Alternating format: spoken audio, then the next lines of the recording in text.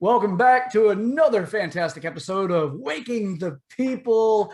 I am your host, Sir Chad Everbroshears, and I am joined by my co-host, Joshua, you sexy mother, McClendon, Patriot, Kraken. He's the kind of guy that even Prince would sing about. Now, welcome back, everybody. All right, Joshua, we're going to throw a few things out there real quick and make sure that the audience is loving us.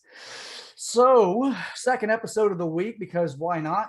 Got a few fun things to go over. So, Joshua, you want to throw out the subjects that we're going to be touching on today, kind of like a little handsy priest? Absolutely. TGIF, our loyal subscribers. As we all know, if you're following the channel, it's actually Chad's like 7th Saturday in a row. So, Chad's been loving it. He's had the week off. He's been killing it. So happy Friday to all of you. If you have not yet, please hit that subscribe button. It really helps Chad out. I talk to people all the time that listen to the show, and I'm like, have you subscribed? And they're like, no. And I'm like, why? Like, that's literally what helps us out the most is, subscribing, commenting, hitting that like button. So if you have not yet, please do so. A lot of fun stuff to talk about today, Chad. It's actually really fun watching the show grow. I mean, what is this, episode 16? Are we 15? No, man. What is it? 18. 18? The time is flying. 18 lots to go. It's flying. I mean, so a lot of fun stuff. We're expanding in our topics due to our recent kind of change up. So I hope you guys enjoy it. Today, we're going to talk about a few things. We're going to talk about Logan Paul versus Floyd Mayweather and the circus acts that continue to be sporting events that we all love to watch and talk about. We're going to talk about gambling coming to the state of Florida. It's going to be a fun topic. All of us. 200 on red, baby. Where I want to bet on this Logan Paul Floyd Mayweather fight, so it'd be awesome if they happen in time for that fight.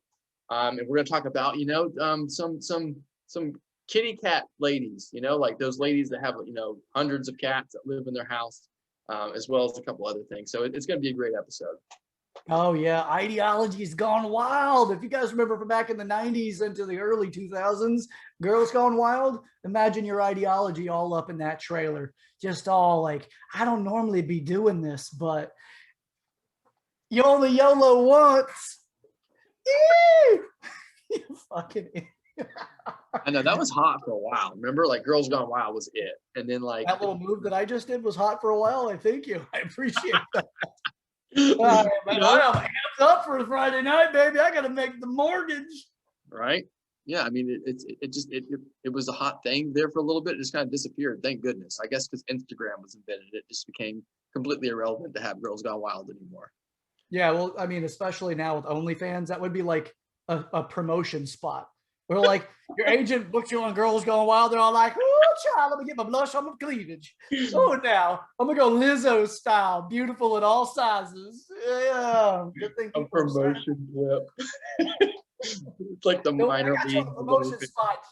This is also her part-time job is Jello slinger. Yeah, that's right. Shot girl, come on up. And I'm not downing anybody that's into all that stuff. If you're going to be a shot girl and, putting on money and all the rest of that, I got to stop reading comments while I'm in the middle of a rant. Already? Yeah, Jamal, come on. You jump in there because you're a cat lady. Is that what you're telling me? Don't be a hater.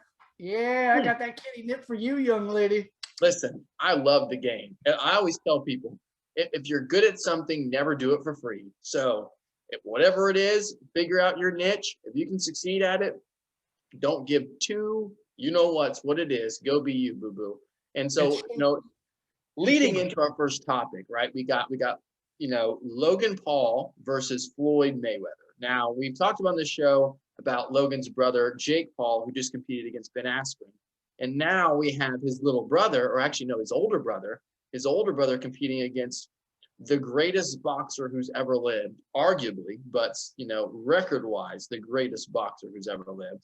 And it's like on ESPN. I mean, it's insane how, we have this ultimate power that is social media, that if you can build yourself some kind of following, no matter what it is, that you can ultimately bleed into so many different aspects of our society and just culture in general, right? We have this YouTube star who hasn't even won a boxing match, right? He's 0-1-1, and now he's fighting against, the GOAT, who's 50-0, and Showtime is pay-per-viewing it. Hey, they're going to take whatever money they can get right now. You know what I'd really like to see? Now, of course, I do want to see this because I do want to see, because look, I really wanted to see Conor McGregor beat Mayweather, but the odds were not in his favor, not even close. And it showed up during the fight. That man can take a hit. He can take a beating. I'll tell you that. He fought him good, I thought. Hey, if you really like, I would pay for the pay-per-view to watch Mike Tyson versus Floyd Mayweather. And then we're going to see who's holding that title at the end. Because I'm telling you, man, even Iron Mike now, there's some rust on the hinges, but I guarantee you he would lay his ass out. He had the dynamite uppercut, man. Done. You know, Mayweather would actually know how to read by the end of that. Right. I know. The weight thing. So like what's so funky about this event is one of the rules is that Floyd is a lot smaller than Logan is. I mean, Floyd, if you've ever been around me, personally, any of our viewers, like Floyd is not a very big guy. Floyd's about my size, about 5'8", probably walks around at about, 155, 160. So the weight limits for this fight are Floyd can be no heavier than 160 and Logan can be no heavier than 190, which I was like, why would it matter? I mean, what if Floyd came into like 170, which tells me that I think that's something that came from Logan Paul's camp, to where if Floyd was able to get heavy enough to kind of offset that weight advantage that he's going to have, that Floyd would just beat the hell out of him. And I don't think that his management and his team really want that to happen. Yeah, I would definitely say that depends on how Mayweather treats the fight up beforehand.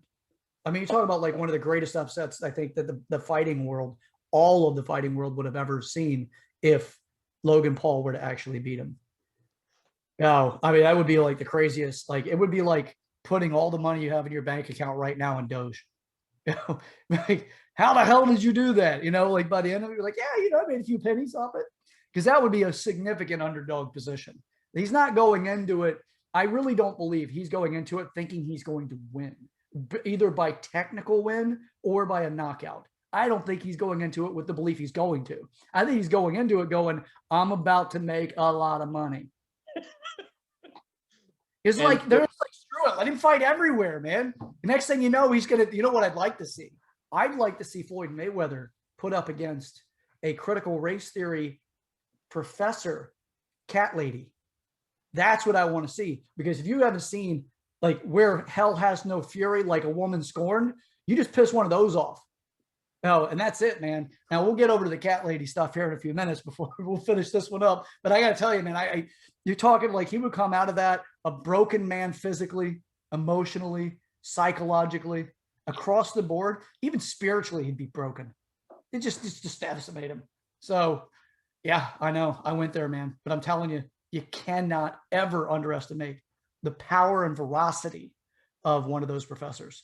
Oh, yeah. I mean, so technically the bout's going to be an exhibition. So maybe, Chad, I can ask you, even though it's not going to count on Floyd's professional record, or I guess boxing record in general, if by some miracle of God that Logan Paul is able to beat the greatest boxer who's ever lived, how much will that tarnish Floyd's legacy, even though his career won't be affected as far as record goes? Oh, dude, he would be laughed at everywhere he goes. Yeah. Yeah. Even by people going, I know this dude to beat my ass, but I got to get this joke in here on World Star. Ain't nothing better than getting that joke on Mayweather before I get my ass beat on World Star.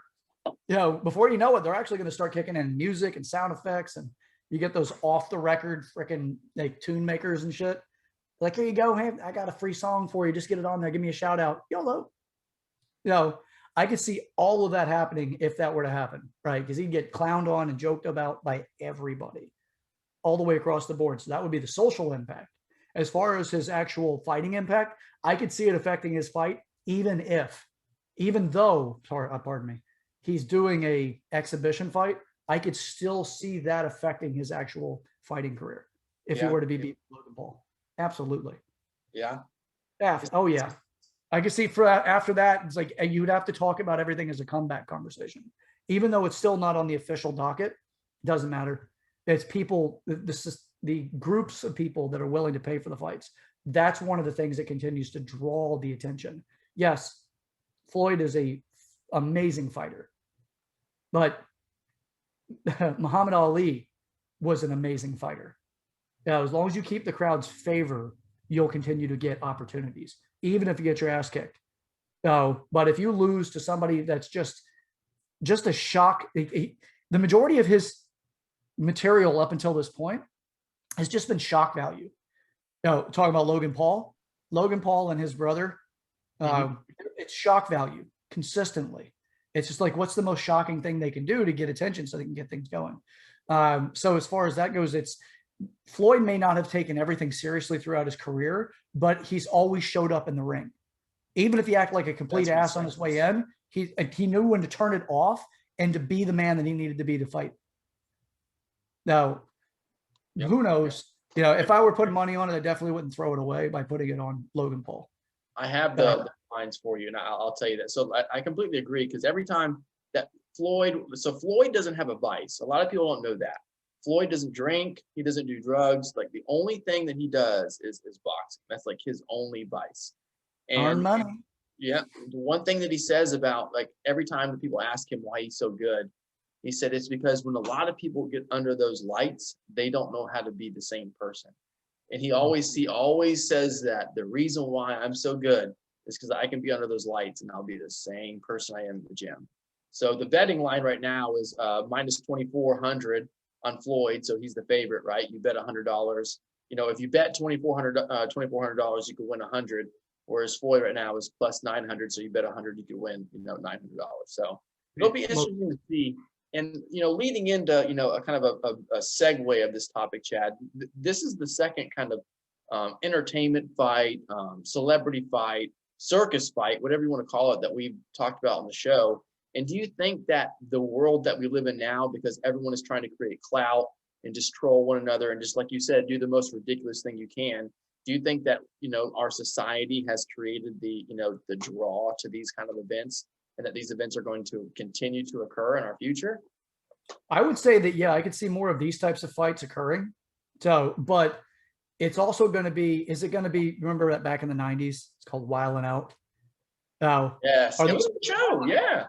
Like the last fight was like a whole hell of a lot of Wildin' Out. You had a fight in the beginning, and then 4 hours worth of OnlyFans material, and then a karaoke thing that Justin Bieber came out and took a toothbrush out of his mouth long enough to sing, "Baby, baby, you suck. Let the original sing." It's like, I am the original. And then you had another quick fight. That a lot of people feel that Askren kind of threw it. Yeah. So that was the last one. What is this one going to be? Floyd is a showman. He will put together some bullshit before he gets to the ring. He knows how to get under people's skin. So will he adopt some of the garbage that they did with the last one, they're wilding out, and do some crazy ass shit too? It's not like he couldn't. I think his entire wealth is more than what the fight's going to garner altogether. I know. So that is a very, very rich man, a very wealthy man. And he's kept his money, although I'm sure he blows it like crazy, but he earns so much, just whatever. So yeah, I'm sure that he's going to do some stuff. But if we get too far down that trail, like really the movie Idiocracy, I swear to God, we are getting so close to being a full-blown declaration of whenever the main character, Luke Wilson's character, wakes up and from the time capsule, and everything went from Fuddruckers to Fuddruckers. Yeah. That place is great, dude. I miss Fuddruckers so much.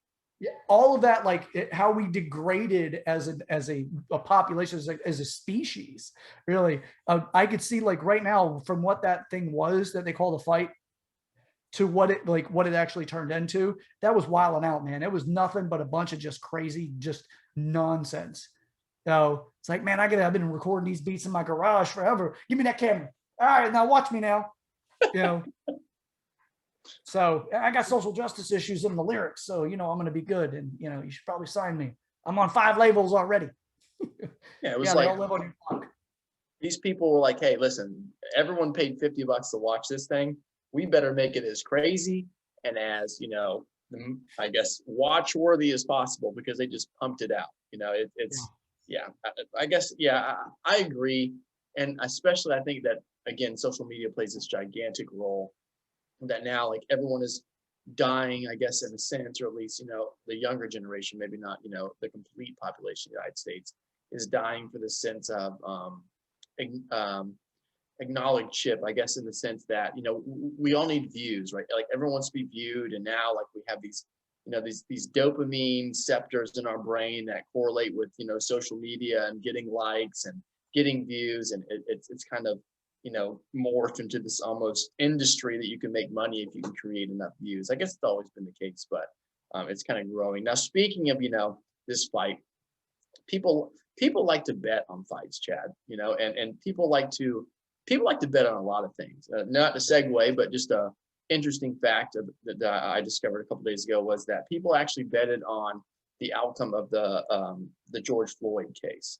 So the United States, they like to bet. Okay, so most states in the U.S., I believe it's in the high 40s of states in the U.S., have legal gambling. Now, Florida is not one of them.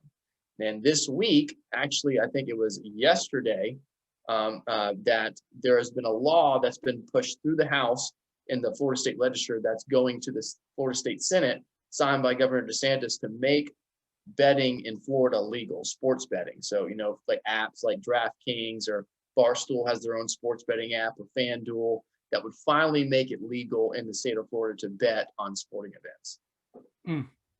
Interesting. So now you just walk around and be like a bookie of your own. Heck yeah. Like, hey man, what do you want? You want the big? You want the little? What do you want? Come on. I like it. I mean, March Madness, it was Gonzaga versus UCLA. It was, I even posted on my Instagram. I was like, I guarantee you either UCLA covers the spread or they beat Gonzaga straight out. And Gonzaga had beaten everybody up to that point by like 20 points and in the whole season, not even just in the NCAA tournament. And I tried to go to my phone. I tried to bet. I had the, you know, Barstool's bet app. I bet the money line. I bet the point spread. Oh, sorry, in your location, you can't bet because gambling's not legal there. Sure as shit, Gonzaga got taken to overtime and lost by they won by 2 points. So I would have won the spread, Chad, and I almost won the damn money line, and I couldn't put money on it because, you know, the best state in the nation doesn't have gambling legal. So you know what I mean? I'm trying to win some money, Chad. It's my money. What does it matter? Yeah, but hey, it's Floor America, okay? So it's, look, we're getting there, but at the same time, we do have to hold on to a lot of our constitutional values, you know, and the structure that makes America great. That is what Florida stands for, one of the few left in the nation. But as far as gambling goes, man, I'm going to be a little bit more silent on the subject, other than maybe poking fun at it, just because I don't gamble for shit. The only gambling I do is on the stock market, and yeah. Bitcoin, except it's not a gamble. Yeah. It's not a gamble, it's just a guarantee. This is all for entertainment purposes only. I'm not a financial advisor. You're going to make your own decisions to do your own due diligence, but it's, yeah. I mean, it's so. And I'm going to echo that sentiment, because don't take financial advice from me. All right. Other than get your shit together, keep your room straight. Don't try to fix other people's lives if your own life isn't in, you know, order. You know, basic things that typically you learn from 12 Rules of Life by Jordan Peterson. Should I say Dr. Jordan Peterson? You like that book? I got to read that book because dude, yeah, it's good. I'll listen to. I'll read or listen to that book once every 2 months. Really? I love that, Dr. Peterson. Anyway, it's not a book plug or anything like that. Although if you haven't read it, you're not doing yourself service. But yeah, I really have I have nothing to say about gambling, in the sense that it's not that I'm not interested. I just don't do it. It's not something that gets me excited. I have poor luck in it. Overall, I haven't got that dopamine hit, so it doesn't really do that for me. So I got little to nothing to say about it, other than, look, if you can manage yourself in a mature way, because there's something I want to bring up. And so we'll just say this: if you can handle yourself in a mature way, I really don't necessarily care what you do. Just don't cause harm to another person. It's really the biggest thing, right? But you also have to understand, first, the closest to the sphere of influence, let's say excuse me. Oh, that black and tan's coming along, baby. and whoever it is closest in your life, if somebody's dependent on you and they need you to come through and you've committed that you're going to come through on something, and then you have a vice that reduces your maturity to be able to navigate your way through something, you probably should back away from that thing because you have other people dependent on you. Now, if you don't like having other people dependent on you, you should look at the agreements that got you where you currently are and then do something about that before just abandoning those things and leaving a void in a place that somebody else is dependent. So with that being said, I don't really have a whole lot to say about those things because, look, if you're going to do something, just don't harm other people. So if you're going to gamble, try to do it maturely, as mature as you can. I know that once you get excited, sometimes it's hard to stop doing something you're excited by, but in the reality of this all, that's where I'm at with it. So, yeah. Why don't I change my mind a little bit? Why don't I give you some of the economical ramifications that we can have in the state of Florida as far as gambling becoming legal. So part of this bill, it actually guarantees, so all of this goes through the Seminole tribe of the state of Florida. So, the Indian tribe, the Native Americans that live in the state of Florida, the Seminole tribe, they run all that is gambling that goes throughout the state of Florida. So they do, roulette tables, poker tables, they got the Hard Rock in Tampa, Hard Rock in Hollywood. They run everything that is gambling in the state of Florida. So this agreement would do what? Hollywood, Florida. Yes. Just make sure our listeners, not everybody knows there's a Hollywood, Florida. Yes, that's true. A lot of people know about Hollywood, Florida. But so they run all that is gambling in the state of Florida. It would guarantee that the Seminole tribe of the state of Florida would have to pay the state of Florida $500 million annually and as far as revenue gained from sports betting coming to Florida. But that's the minimum, Chad.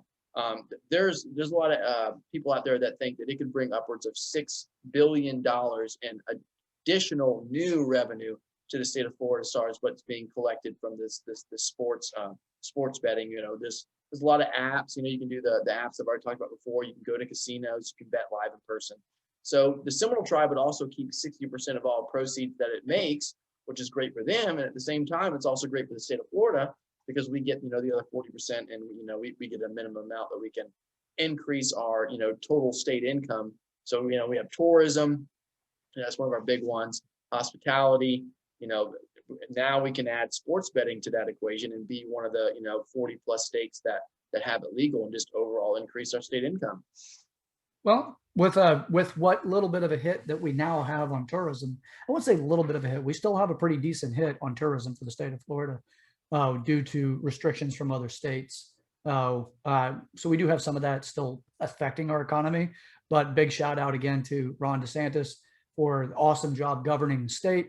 Because even with that, we're still thriving as an economy.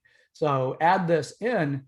It's not necessarily like it's changing my mind about gambling. I'm still not I'm not against it. I'm not for it. It's a thing that other people do that I'm just, hey, good for you. If you enjoy it, then that's your thing. I do other things to pass my time I enjoy. But if it's going to be able to bring in that kind of revenue stream for this state, then, how can we argue with it? Again, but I'm still holding my position of be mature. Absolutely. If you think about it, alcohol, is illegal, and alcohol can, it can cause, significant financial loss. Alcoholics just spend a lot of money on drinking, weekly, daily. It can, legal problems, just going out to eat in general. It can be a financial, constraint. So if we can allow certain things like alcohol that, ultimately can lead to death even, then, gambling to say that it's illegal, it kind of doesn't make sense in my opinion. It's like, I completely agree with Chad in the sense that, you shouldn't be gambling the mortgage on your house. You shouldn't be, gambling your kids, college tuition funds.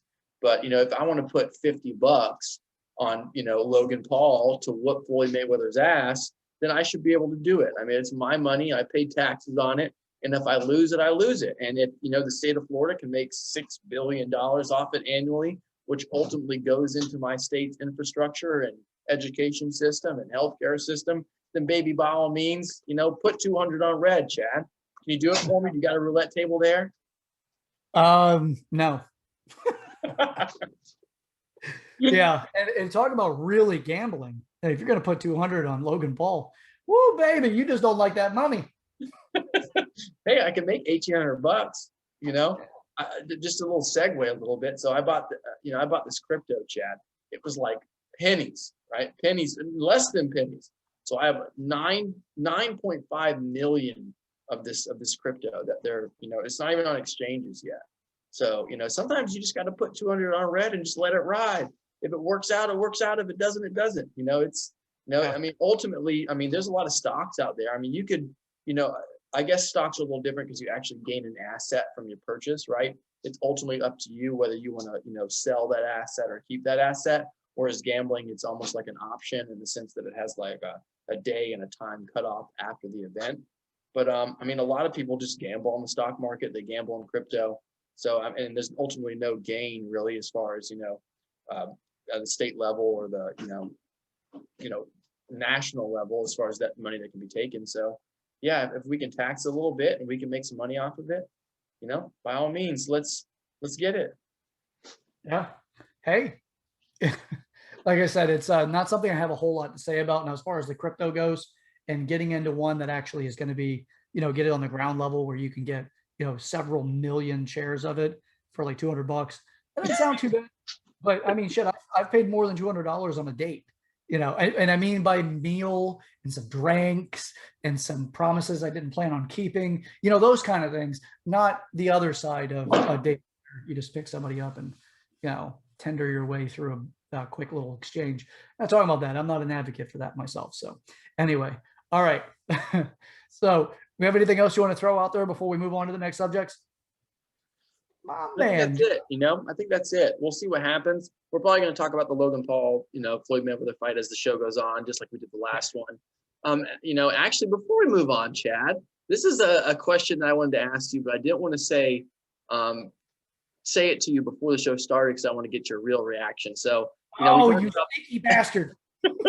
we talked about the Jake Paul Ben Askren fight, and the promotion of that fight was called Triller, right? So they call it the Triller Fight Club, right? So it's essentially, I guess, they do these, fantasy matchups, so to speak, in this, imaginary Triller Fight Club. So if you were in the Triller Fight Club, Chad, and you could box one person, whether they're famous, doesn't matter who it is. If you could box fictional character, even if you want to, if you could box one person in the Triller Fight Club, who would it be? Fauci. Really? Fauci. Okay. Fuck that little man up. I'd fuck that little man up. I'd fuck him up for every single kid that has to wear a mask. I'd fuck him up for every time he flip-flopped. Oh, God damn it. Hell yeah. You want to put me in a fantasy fight? Whoo, shit, son, I'd come out on fire. Yeah. Sign it up. And then you know what? You could throw everybody else that has a bumper sticker that says, I heart Fauci, throw them in there for backup for him. I'd get them all at the same time. I don't give a shit. I promise you, if they have that on their vehicle, they're going down with a glass jaw. No, man, that Joe fan looking son of a bitch. No. Oh, guarantee it. Put it on the money, baby. You know what? You can put senile ass Biden to bounce around in the corners, running into the ring poles. You're like a game of fucking. What do you like? You punch the thing and it just like goes bing, waddles away. He'd be Fauci's corner man. He'd be over there with a towel. God, here's the thing. It's a towel, Biden. It's a towel. Shaman under pressure. Throw some magical incantation on Fauci. Oh yeah. Oh God damn it. Yep. Money on the money, baby. And if he was not able to make it because he had to come up with another lie about the virus, then I'd go with fuck it. We'll do Bill Gates. And I'd fight him to get the land back. All the farmland that he bought up. I'd fight him just for that. I'm like, look, I don't want anything other than the land, and I just want to return it to the farmers. That's it. Give it back to them, out of your possession. You have no say-so with the property whatsoever. Let me, winner takes it. And if I lose, then it's not going to happen. It's like Mayweather falling to Floyd. Floyd Mayweather falling to Jake Paul or Logan Paul. Whichever one, doesn't matter. Yeah. Either one. Mine would be tough. It would probably be Anderson Cooper. Oh, good Lord, yeah. That's what I want. You could actually hear the glass chip off his jaw. Yep, that's what I want. as he's just led like millions and millions of people over his course of his career. I'm probably going to get sniped in my, parking lot now because I'm talking about a Vanderbilt, but yep. Oh yeah. You're going to get the mafia after you. Right. But I don't mean the Italian mafia. It'd be Anderson Cooper or LeBron James would be my two. Ooh. Now that's actually, I can see LeBron put up a fight. Hell yeah, he would. I don't know if I'd win, but I'd still pick him. You know what I mean? Hell yeah. Well, a little bit on the outside, but yeah, look, you could definitely learn the box. That's it. And I don't mean learn to box, it's learn the box. Like what's in the box? What's your access point to get inside so that you could actually do some damage? Right. For the people that are watching and for listening, Joshua and I both have had a bit of experience in fighting. Predominantly, we've done different types of martial arts. So we're kind of, I'm highly respectable when it comes to if I'm going to engage with somebody, it's going to be something that is known and accepted, not like, okay, it's like, we're going to go perform these acts of violence. If it's going to be a celebrity matchup thing, everybody's consenting. Yeah. So, but with that, it does come with specific rules. Yeah, I'd stop whenever they tell me to, blah, blah, blah. No, really, I would hold the highest degree of respect for the sport and the rules. So when we're talking about this, it's really just like, there's some people that we really do feel that they're beyond reproach. They're just horrible human beings. And with this, they hit our list when it comes to that. Do I will actively walk around like it's Fight Club, telling myself I got to get into a fight with somebody to qualify my values in life? Absolutely not. Last thing I want to do is check the box. I got in a fight with somebody today. Last thing I want to do. Right.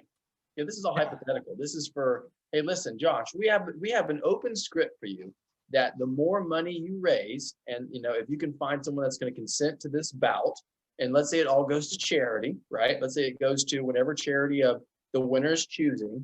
If I had to pick someone, it'd be Anderson Cooper or LeBron James. That's just obviously LeBron would bring more of a crowd. And, I think LeBron is like 6'10". So I would, my eye level would be like his abdomen. So I don't know if I would ever hit his head, but I would try to work the body a little bit and see if I could drain that athletic specimen out for a little bit of a time before I either get KO'd or I, lose by decision. But either way, it'd be an entertaining event nonetheless. If you have a vertical leap, anything like your pup, then that's true. You're able to get out there and tag him in the head. But if you got that kind of vertical leap, or if you had a vertical leap like my freaking Devin, my black pup, my black lab, oh, that dog has got unbelievable height. And for all of you that are watching that think to themselves, gee, I wonder if Chad has that height, I'm going to squash that concern or question or interest very quickly, and by saying, no, I don't. No, that's it. I don't have anything else to say. I don't have that leap. But Joshua, on the other hand, he kind of does remind me a little bit of a Jack Russell occasionally. Seems like he's got the energy of it, and he's got 2 Jack Russells, right? 2 rat terriers. Actually. Oh, rat terriers. So Teddy Terrier. So this is like a Teddy Roosevelt Terrier. It was kind of what Teddy kind of made famous. So they're almost like they're very similar to a Jack Russell, but they actually have shorter legs and they're a lot more athletic and they're a lot faster. I think like Ray's top speed can be upwards of like 25 miles per hour, like when she gets going. And that girl just thinks about being an athlete. Like I wish I had my dog's athletic ability because LeBron James wouldn't stand a chance. You're absolutely right. It would be my, over under would be like, you had to bet $1 million to win 100 if I had Ray's athletic ability. Well, I will say that I would put him in there. Now, I did not pick these old, feeble, horrible, waste of space human beings, these self-interested, egomaniac, totalitarian minded individuals because they're feeble old men. I didn't pick them for that. Not at all. I actually like a fight. If I'm going to get in there, I want to feel like I've got a challenge. I don't want to get in there and be like I'm slapping somebody around. I've done that in my training as well, where you just get in there and you kind of like help somebody out, and then you have to regulate your performance level so that you don't play too hard with the person and then discourage them, but you modify it enough. And those kind of fights do sometimes get boring. They're not really even fights; it's just training. But it's still combative type training, and they do get kind of boring. Have you ever been mixed, or have you ever matched up with somebody that's much lower in the belt ranking, much lower in the experience. And then you've got to kind of, you modify your level so that they feel like they have a chance. One, so it encourages them to try harder so they continue to train. And the other is that you don't feel like you've abused them. I hate feeling like I've abused somebody. Hate it. And that's in any aspect of my life. That's emotional, psychological, it is physical. It's in every element. I don't like to feel like I've abused somebody. So with that being said, it's not why I picked those horrible crotchety sellouts to the human race. So, all right. I don't have anything else to say about that. I'm ready to move on, except for I do want to say something about LeBron, the King James. Oh, your little tweet, it was seen by most of America. And if they hadn't seen it, they will see it, because just because you deleted it and then you try to play this victim bullshit on the back end, you saying that the cop in Ohio is next. Yeah. Mob rule never wins. So, long-term effects of that, I hope to see that his career is definitely affected after some shit like that. It's beyond, it's detestable. And it sucks. But we get people like that don't realize how many people are mindless followers to these individuals. And when you have a certain amount of people that are mindless followers, they lose their own autonomy. Whenever you put something out there that has that level of emotional excitation, they lose their own autonomy. You see it with whenever the guy tried to shoot Reagan, or actually did shoot Reagan. We saw it with the guy that had the thing for Jodie Foster. We saw it with, there's the astronaut lady, the woman, the female astronaut that drove from Texas to Florida to kill her lover's wife. She even put a diaper on so she didn't have to stop, so she could make one trip. And she got pulled over and they found out that she was on her way to kill her lover's wife. So the guy she was having an affair with. And that was back in early 90s, I believe. So when you lose your autonomy, you will follow suit with somebody else's position, especially the more somebody is a fan of yours, the more likely they are to take whatever your position is and not really add their own autonomy to defend against your beliefs. And they could fall suit into something incredibly dangerous. So with that being said, shame on you for what you said. Shame on you for that. To put a picture of that guy and say, you're next.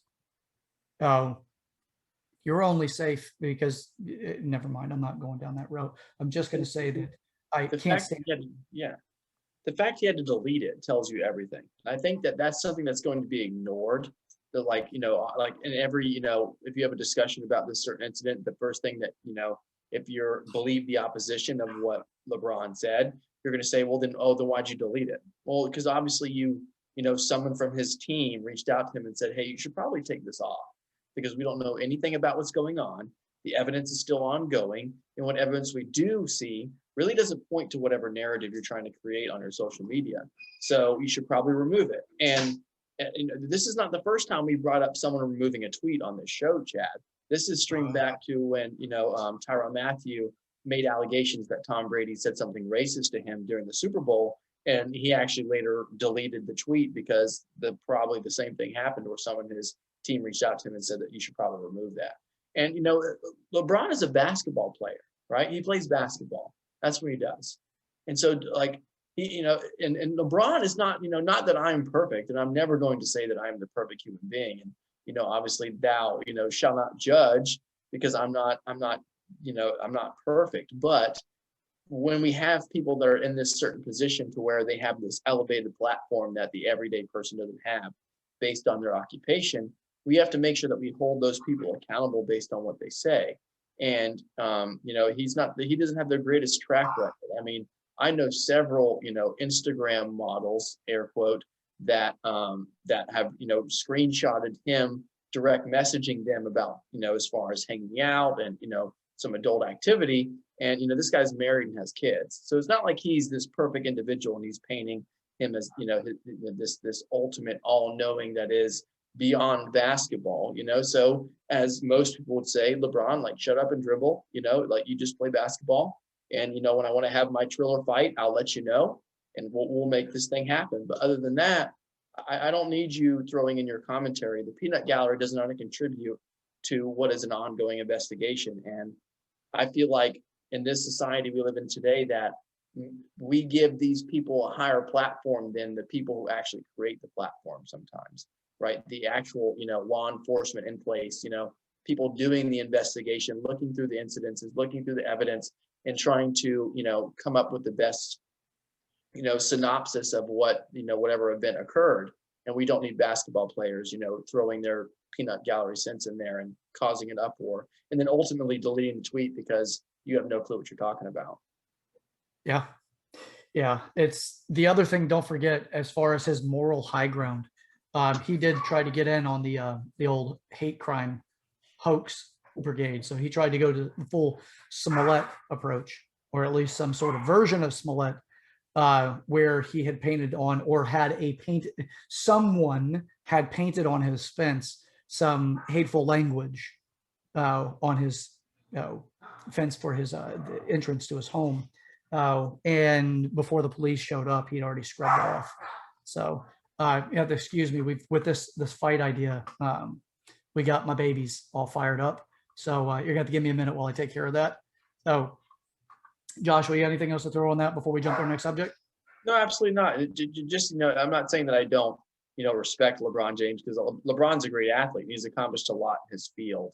But I think that we have to be careful, especially in America, that, we do have a lot of people that have a high status in our society based on their occupation, such as actors and, sports athletes, that they do have a big say in what happens, especially, on social media, and that we have to hold those people accountable. And we can't be, continuing this double standard that is, certain people can be blocked on Twitter, Instagram, or whatever social media outlet we're talking about, but others can almost have, free reign to say whatever they want. And ultimately the only disciplinary action is they delete the tweet, and it, completely exists from, our completely societal media atmosphere, right? So it's holding everyone accountable and making sure that people stay in their lane. Chad and I have always said in the show that we're not experts. This is all our opinion. This is really for entertainment more than anything.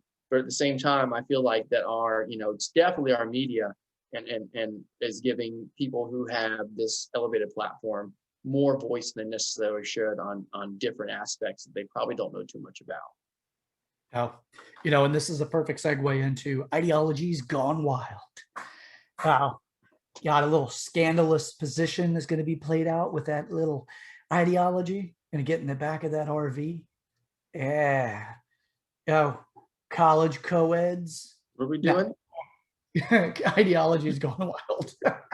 You got an RV? Hey, Yeah, let's go. It's called the YOLO trip. All right. It's called the You Only YOLO Once trip.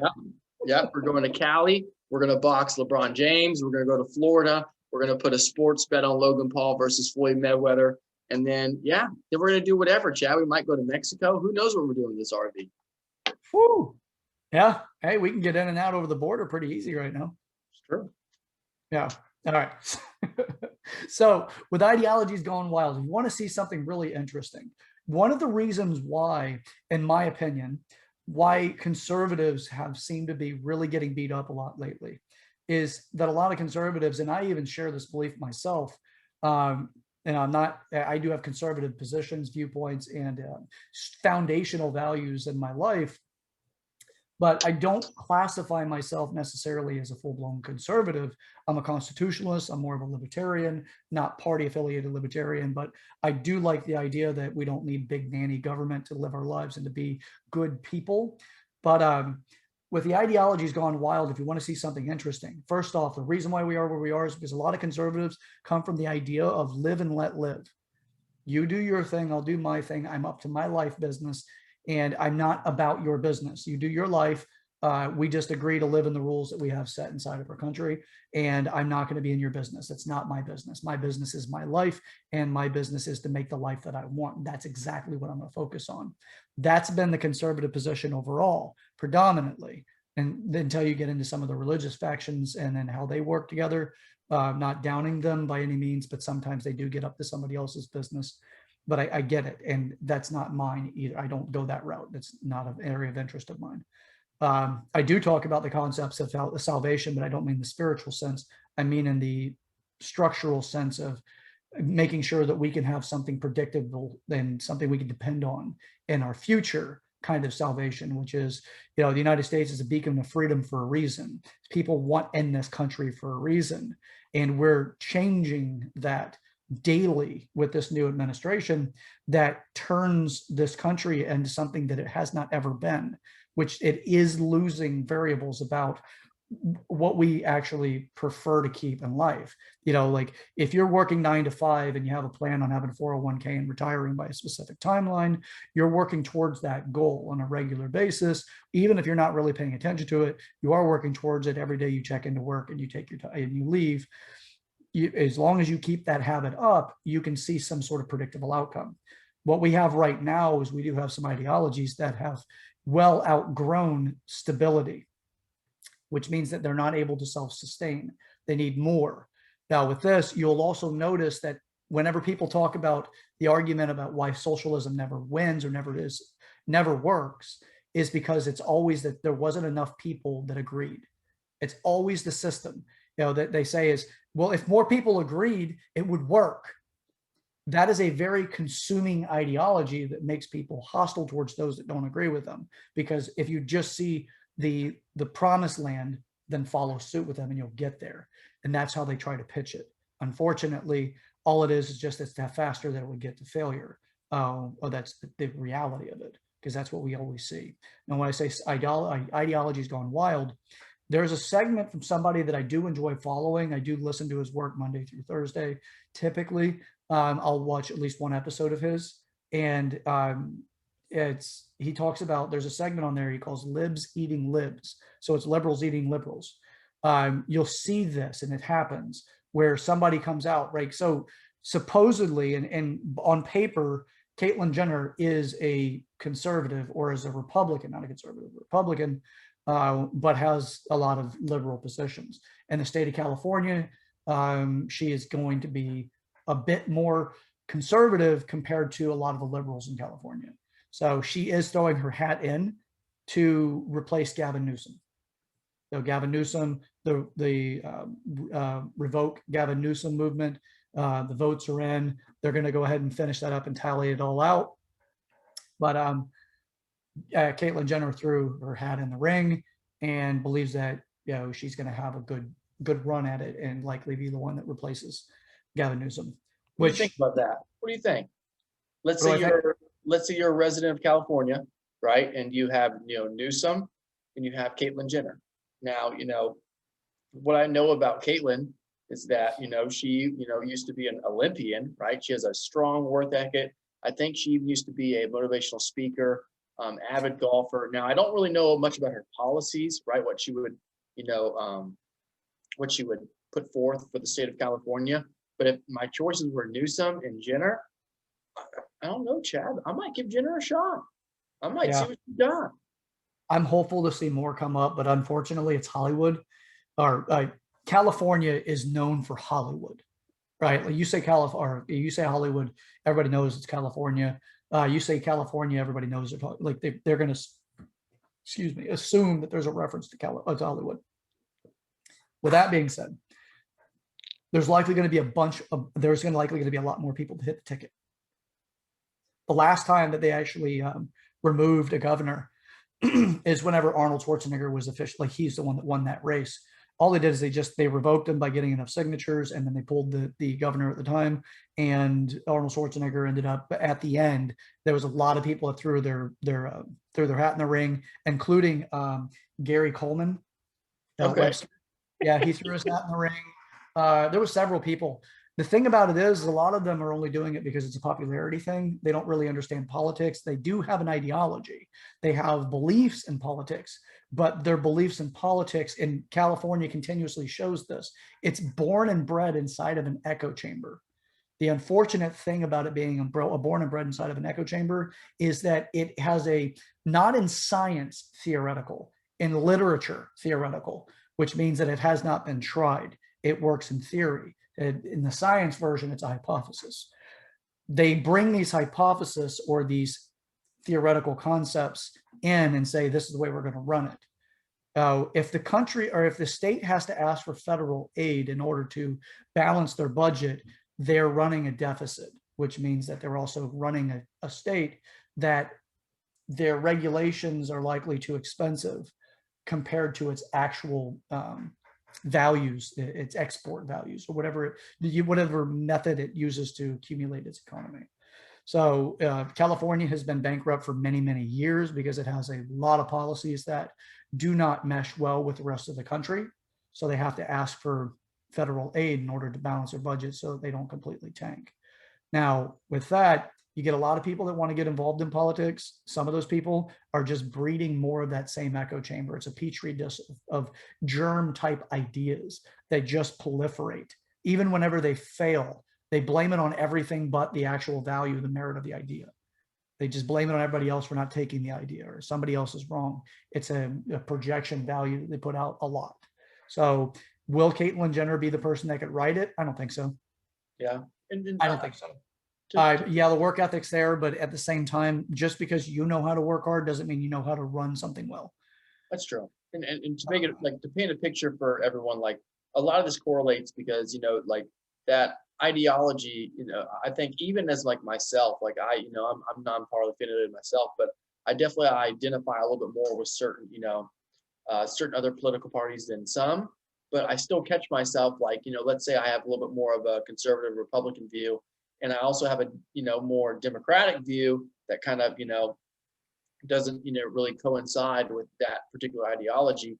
I almost catch myself saying like, hey, you're supposed to be this ideology, but instead of, so it happens all the time. And I think that's kind of why we're seeing this rise of, Trump was kind of the first one that, one of the big reasons why I voted for Trump was because I wanted something different. And I think that you're seeing, almost the people in the middle more so than the left or right are kind of getting sick of this ideology takeover and the, 100% or nothing. And you're seeing, Matthew McConaughey is talking about running for, governor of Texas, which I am super excited about. There was some rumors about, The Rock running for president, which, that's kind of a little more of a, Hollywood stunt, I think, than anything else. But nonetheless, I think it still proves the point. Now we're talking about Caitlyn Jenner, possibly running for the governor of California, that, we have this buildup of, political ideology that is just swarming our country on every network that is available. And it's, almost construing our viewpoints on what we're actually supposed to be focusing on. Yeah. Well, the issues that I have is whenever people like start voting based off identity. One of the worst things that you can do, it's a foolish thing to do, to vote off of an identity. Well, I'm voting for this person because it's a woman, or I'm voting for this person because they're trans, or I'm voting for this person because of whatever. I don't care about it's the first person of their identity class that were to achieve this position. I don't care about that. I care about what they can do in the position. We lost our way when we started caring about what the person's sexual orientation is, what they identify as, what their actual gender is, whatever sex they prefer, like all the way around, every identical value, the racial background, you name it, nationalities, if they want to be a deer that only eats, candy grass on frickin' Twitch or whatever the hell, which is actually a real thing. If you look at Twitch, you'll find out what I'm talking about. With that, it's like we've lost our way if that's how we're going to govern. So for every person who says, I'm going to vote for Caitlyn Jenner because she's trans, your vote, you no longer have a seat at the table of the adults for this conversation because you're doing something. It's an immature move. I'm voting for this person because I like the shoes they wear. It's like that kind of like level of just silliness. Now, if you're voting for the person because they have solid political values, or they've stayed consistent in the way that they think, the way that they behave, and the way that they overall present their life to the world, then that's something else that you could really look at that has value. But if you're going to do it based off the fact that it is a specific identity value, I have no respect for your view. I can't respect your view because you're asking to put somebody into a position that's going to govern over a lot of people's lives that doesn't necessarily have the qualifications, and you're too fucking lazy to go find out if they do have the qualifications or the method to think in order to get out of the situation. You're just voting for the person because it makes you ideologically feel better about yourself. I'm sorry you went to the wrong university. I'm sorry that you got the wrong professors that taught you these critical theories that are absolutely dividing people and creating more tribal issues and more violence. I'm sorry you went to the wrong one and that your parents set you up for failure by sending you there, or the fact that they let you go, if that be the case. Now, again, your parents don't necessarily fully culpable in this, at the fact that they usually send their kids off to college to help them create the life that they want them to have, which they think they're going to go become a scientist. They're going to go get their master's in business. They're going to go off and become this thing that I sent them to college for. And then all of a sudden they get an activist at their table. I don't eat broccoli anymore because it's got cheese on it, mother.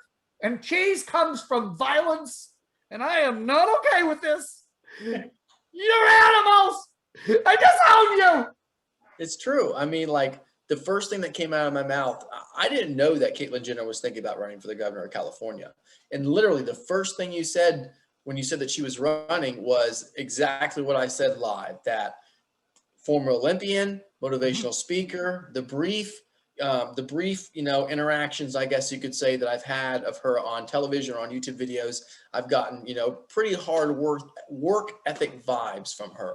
Not once did I mention the fact that she is the first trans that could be the governor of California, because I don't care about that. That is, again, it's like saying you're an ass man. Like, it does not define who you are, and we should not be allowing people to enter political positions or hold political office that solely got there based on whatever identity they were running as. And I think it should always be the best man for the job. I feel like that's kind of what the American dream is all about, where, the work you put in, who you are deep inside ultimately leads to what you'll become. And, our political offices should be no different.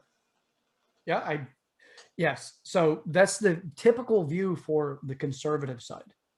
It's more of a Republican view overall, like a true Republican, not a rhino, which is you want to know the qualifications, the character, values, and traits. You want to know what the job is, like how the job is going to get done. Not, oh, well, they're brave because of they decided to step out and become, this person is trans or whatever color of skin they have or whatever it is, whatever the identity value is. That's a left thing. It's not a right thing. And it does go back to part of the issues, because the left can get people faster because they usually appeal to emotion. And on the level of cognition, emotion comes in at a higher persuading value than the standard cognition, the adult mind, if you will. That doesn't really take effect until you're sometime in your 20s, whenever you really develop your full matured adult mind. That happens later in life.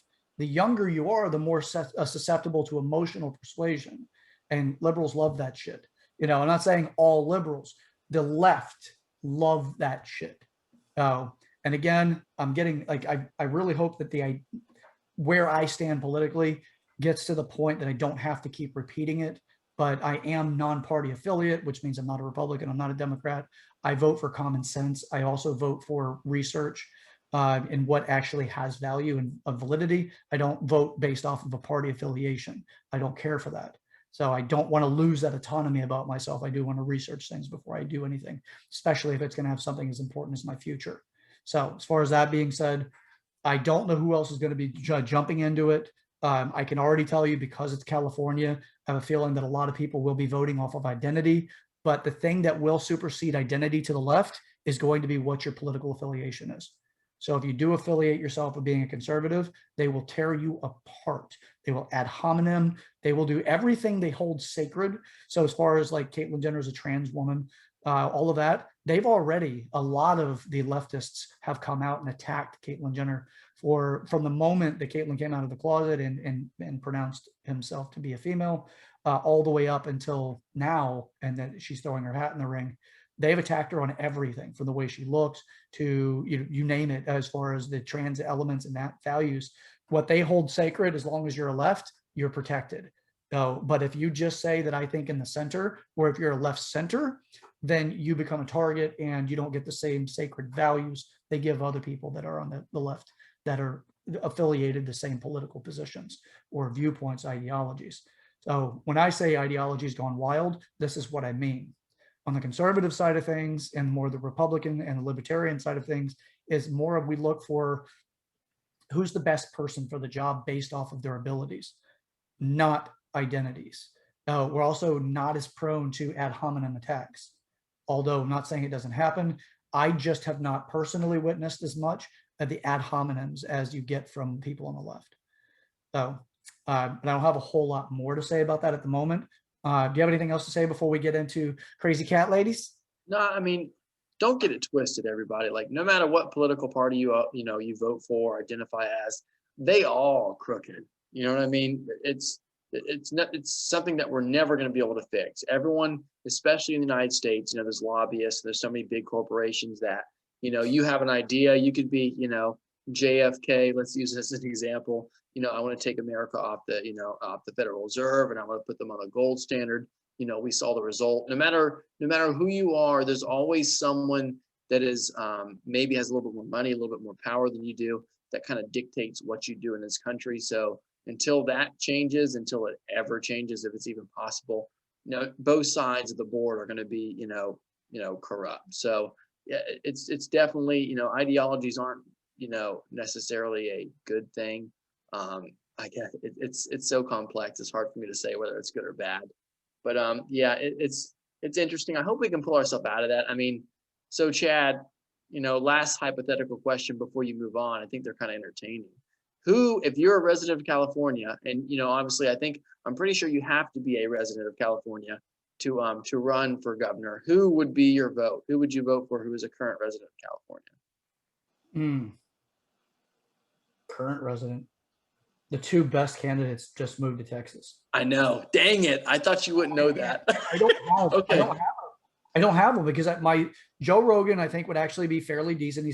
He is left. He's liberal. He's not far left. He's moderate left, but he's still very liberal. But he's moderate left, which means that he's more centric. He does not want to fight with conservatives. If anything, Joe Rogan tries to bring everybody together. It's true. Now, he has his faults, but some of those faults are because the viewers, not because of him. So as far as all that goes, Joe Rogan would actually be a pretty decent candidate. Elon Musk, I guarantee you, Elon Musk would fix, you name it. But here's the thing that I think is actually interesting. Elon Musk is extremely progressive in business. Yes. But he's not progressive in ideology. He's not progressive in politics. He's more centric left. So he's more towards center, but people say he's Republican because he's towards the center, because that's how far left people have gone. You could be centric left and you're called a Republican, or far right, which is insane to me. Like, again, to mention Jordan Peterson. Jordan Peterson is center left. He's not a Republican. He's not a conservative. He's a liberal that is center left. And they call him a far right Nazi. It's insane to me. But that's how far left these people have gone. So as far as that goes, those are the only two people I got, man. I can't think of anybody else. If everything else would be reaching. Now, well, Matthew McConaughey doesn't even live, and he lives in Texas. He doesn't live in California. No, yeah, he lives in Texas. I would be interested to find out what, oh, damn it. Of course, I'm going to forget his name right now. Vince Vaughn. I would be interested in finding out what Vince Vaughn's political propositions for correcting California would be, because Vince Vaughn's actually a conservative. Most people don't know that about him. The Wedding Chasers. Oh yeah. I'm sorry, Wedding Crashers. Yeah. Was it Crashers? Yeah, it was Wedding Crashers. He's been a lot of great stuff. Yeah, but he's actually conservative, which is, you would know because he doesn't talk about his policies, he doesn't put it out there. It took something to figure that out, and it was because the outrage the left had because he shook President Trump's hand. Fucking idiot. You took my two people. It was definitely going to be Joe or Elon. I was hoping maybe you would just say one of the two and didn't know that they both moved, but they did. By the way, SpaceX actually launched today to the moon. Did you see that? I saw and they're going to the moon. Is it manned or it's not manned? I think it's manned. Yeah. Okay, we got to look into that, because if it's manned, this will be one of the, we haven't done that in a long time. Private. So he got the contract, and they're reusing that rocket that he did not too long ago that was able to like self-land, remember? Oh, God, dude. He figured out how to reuse the equipment from each launch. So it's going to be cost efficient to where they're not going to have to keep building more rockets over and over again. We're definitely going to talk about that, because that's freaking interesting. We're going to do that. Hopefully they put a Bitcoin and a Dogecoin on it when it actually goes to the moon. You know what I'm saying? I lost, you know what I mean? I lost mine in a boating accident, IRS. Don't worry about it. But yeah, I agree. No. Yeah, me too. I gotta stop going out and having bad luck on these boats. Oh God. I mean, the Gulf of Mexico's got so much of my property, it's ridiculous. You know, it's far out though. You won't find it. Yeah. So, all right. Moving on. That's not a good bridge, man. Now we're going into crazy cat lady from Elon Musk. That's like far into the spectrum difference. Yeah, it's tough. It's a tough. It's, right, well, I couldn't help it. You said Elon. Yeah. Well, my last subject for the day is crazy cat ladies. And what does a crazy cat lady thing have to? What does it have to do with anything? So, and I've been talking about this for some time. We have family units that are not encouraged to develop. You know, people get together, you know, one of the reasons why a lot of religious people and religious organizations prefer people to wait till they're married before sex, because they want you to get a lot of the differences out of the way before you have sex and potentially have a kid. So if you get a lot of these differences out of the way, you can find out if you even get along before you actually have kids together. So they want you to be able to fight through all the challenges, all the rest of the stuff from just a structure that religious organizations offer, predominantly the Christian religious organizations and Catholicism. They want you to, you know, no sex before marriage, and they want you to try to work through all of your challenges, whatever those challenges might be, so that you can get to the point that you know that you have a high level of compatibility and you're going to work together as partnership in life so that you can overcome a lot of challenges. So now, when that happens, then you have a kid, you have a higher bond and more of a deeper bond. And you know that you're both working together to work through whatever it is, no matter what, you have your own family unit for life. And that's a big piece that religion trusts, it infuses into marriages. So I don't down that at all. Actually, I find that to be pretty noble and desirable. But what we do have is we have the quick date issues. I'm bored in this relationship after a couple of months, so I'm going to go and start swiping because the dopamine is so much better when I start swiping and see somebody else tells me that, you know, my squats at the gym are working out, or, you know, they like my gray sweatpants or whatever the hell it is that the person has, or they like the fact that I used a filter that made me look like an elf, you know, whatever the hell that thing is. But everybody, it's like people don't want to act, they get bored in relationships. And before, when you would get bored, let's say 20 years ago, people were more prone to go out and do things. Now, being quarantined and realizing the person that you have with you, that's why you're going through these stressors, and you've been masking everything about the relationship with everything going on in life, you're more likely at that point to recognize that you have some differences that need to be worked on. Well, is it easier to work on those differences, or is it easier to go ahead and pick up your phone or whatever the method or modality it is that you use to get to these dating apps, so that you can find the next opportunity to get excited and to feel like you're actually valued by somebody else? They bring that sense of excitement, the adventure is there for you, those kind of things. So we have this going on that's already fighting against the fabric of long-term relationships. Then we have the crazy cat ladies come into the play. And this is a different kind of crazy cat lady. This is not the Nancy crazy cat lady, the one that just, you know, never really did get married, or what, after they got married, they didn't get married again. And they just had a bunch of cats in their house, and that's how they express their affection and their love, is the cats, you know, and that's, you know, they accumulate, their heart really comes out, they're very nurturing, and they take care of these, you know, these little beautiful bundles of joy. All right. That's not the cat lady I'm talking about. I'm talking about the new age third wave feminists, the ones that will tell you that they can not only do everything a man can do, they can do better than that. They don't need a man in their life. They encourage other people to live without a partner, or if their partner gives them any grief, it's like, just pull out, don't worry about it, get out of there. You got plenty of people out here. Oh, by the way, body acceptance. If somebody actually says anything about you being overweight, they're fat shaming you.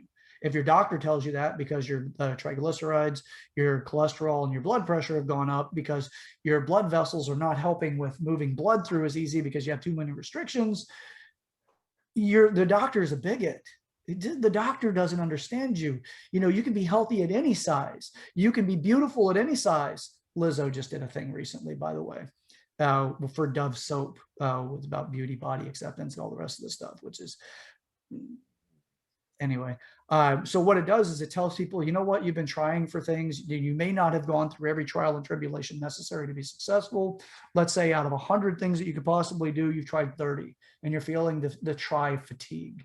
You see other people be more successful than you, and you start telling yourself it's impossible. I can't do it. It just doesn't work. I'm not built that way. Whatever the thing is, you tell yourself is an excuse, and then you back down to the point where you're like, I did 30 out of the 100 things, but the reality is I probably did 100 things. I don't want to do the other 70. It's wrong. That's okay. I don't need to do those things. It doesn't work. I'm going to succumb to the current plight in my life, and I'm going to accept where I'm at, which means that other people need to accept where I'm at, because if you make me remember that I gave up on myself, I'm going to transfer that frustration that I have about me not being successful back onto you in the form of you being a bigot, in the form of you being a bad person. You're transgressing on me. You're not accepting me for who I am. That's how they remanifest the fact that they failed in their attempts in the process and that they gave up on themselves overall. Predominantly, I'm not speaking in absolutes, but I am speaking in high percentages from my own experiences as well as research. So as far as that goes, we have these issues that are going on, and then we get this further indoctrination. So I was watching, and I watch these for entertainment reasons a lot of time, but like anything else, once you become proficient in something, it's hard to turn it off. In the fitness industry, when you learn how to lose weight, build muscle, become a better athlete, and just do interesting feats, interesting physical abilities that you develop by being in the gym, it's hard to turn that off whenever you see somebody else move in a certain way. My personal and professional long-term background has been a corrective exercise specialist that's worked more in the therapeutic realm than just performance. And with that, noticing when people have forward head posture, if they have a gait issue, whatever the mechanical issue may be with that, how to identify it fairly quickly, and then what exercise protocols necessary to improve or to correct overall, back to normal, whatever it is, that's my education. It's hard to turn it off. Same thing goes on the psychology side of it. So the more I've learned about psychology, it's hard to turn these things off. So after assessing these things and communicating with these people in a way that does not offend or make them feel attacked, you start finding out a lot of truths about this. Again, back to the 100 to 30, right? So talk to somebody about everything they've done, and they tell you, I've done everything. It's just not for me. I am genetically predisposed to being overweight. Well, okay, I understand. And it's a possibility, right?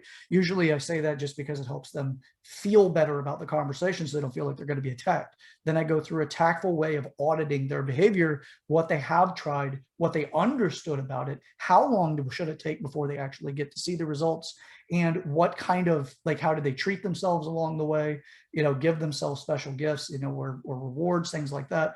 All of the different behavior things necessary in order to understand that they did everything, which I've never come across somebody who's done everything, ever. So with that being said, you get these people to come in. Once this person's gotten to 30, this person probably would get to 45, 50 before asking for professional help if they were not intruded upon by this third wave feminist, the one that comes in and says, men don't deserve you. The ones that come in and say, you can do everything better than a man. It's not about equality. It's about being better overall in everything. And I hear it often enough that just makes me go, good luck to you.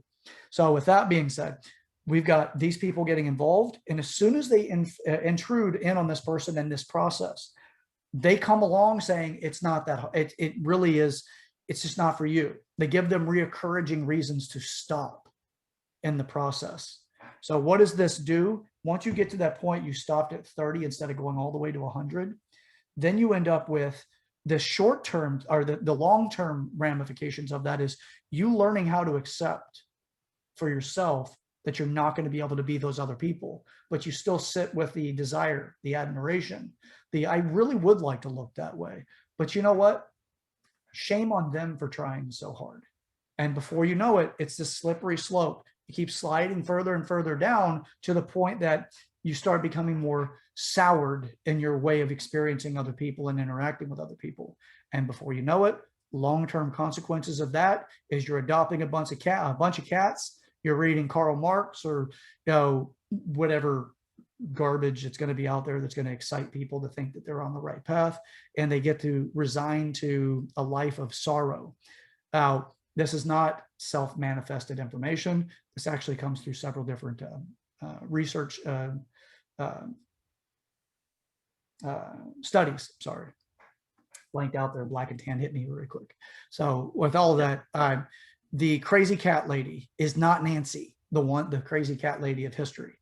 It's not her. She's still out there. She's still enjoying life. She's raising her kitties, having a good time. I'm talking about the crazy cat lady that teaches you to hate people that are opposite sex and that those people don't deserve you, only to try to convict you to the same life that they have, which is where they're not happy.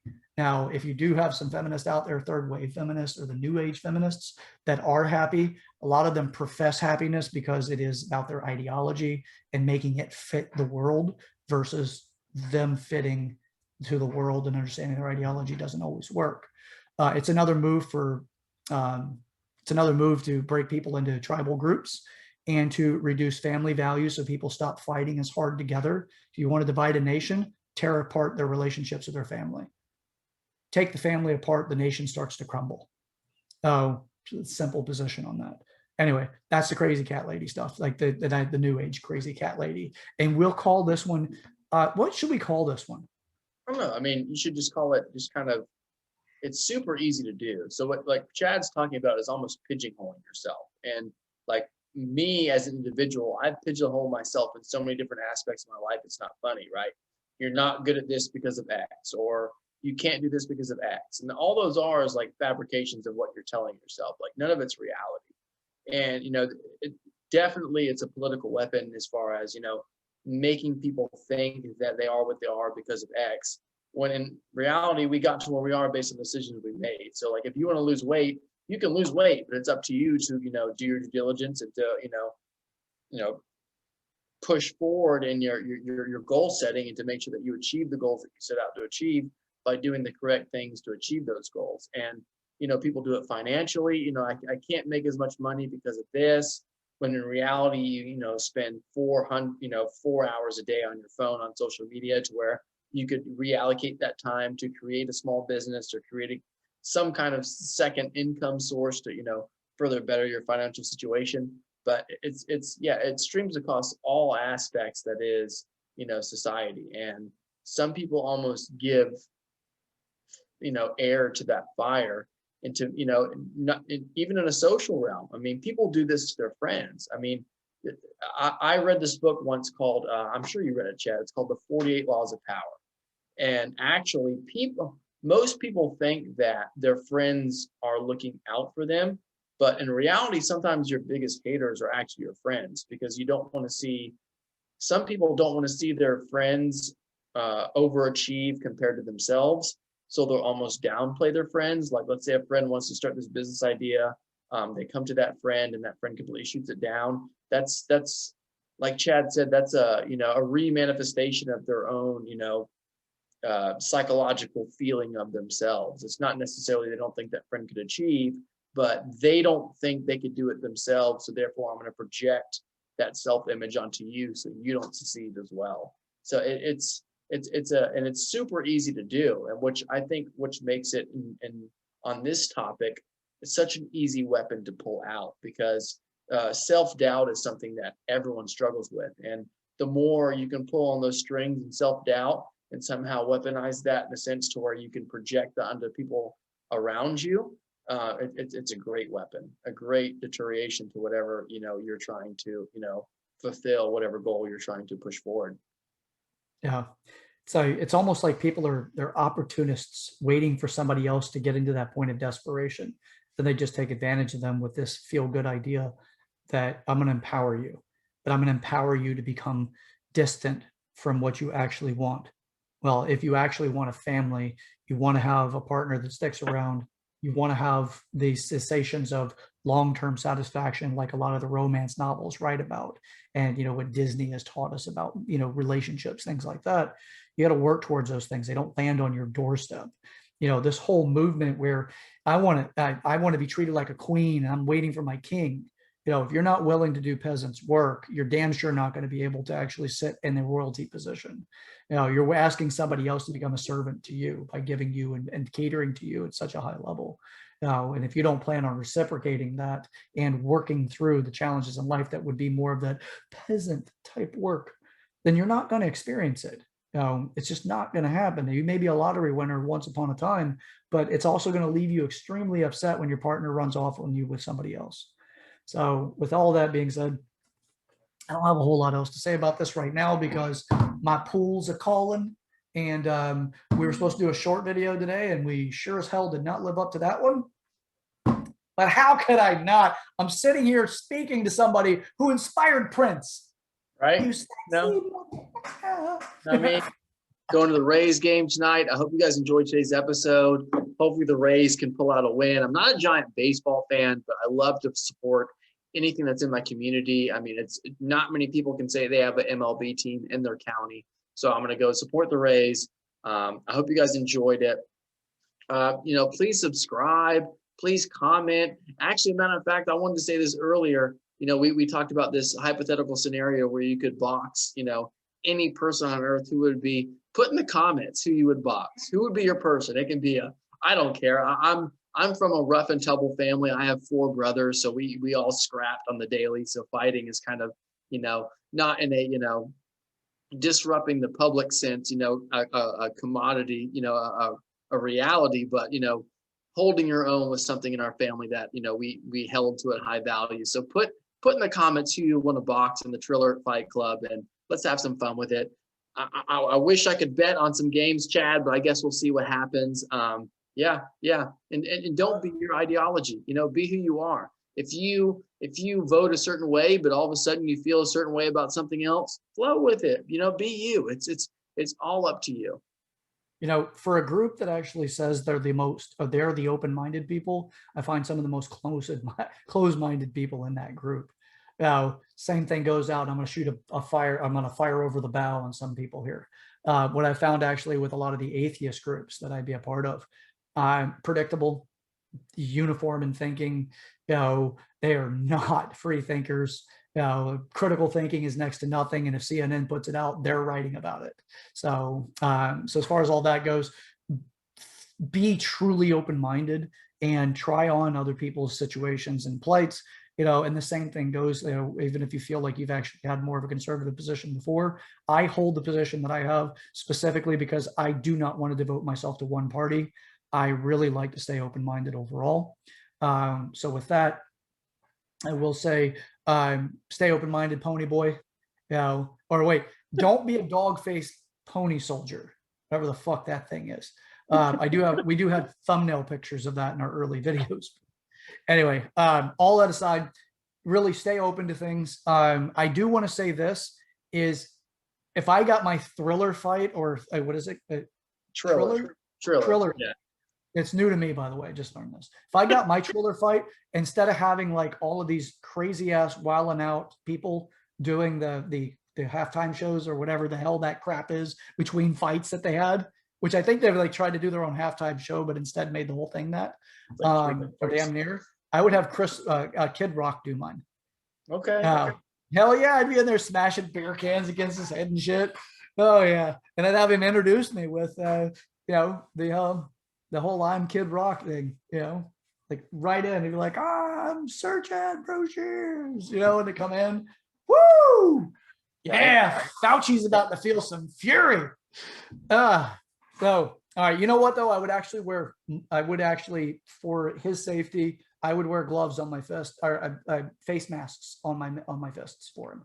So yeah, and I would wear more than one too. I'd wear 2, 3, whatever, as long as he felt comfortable about it.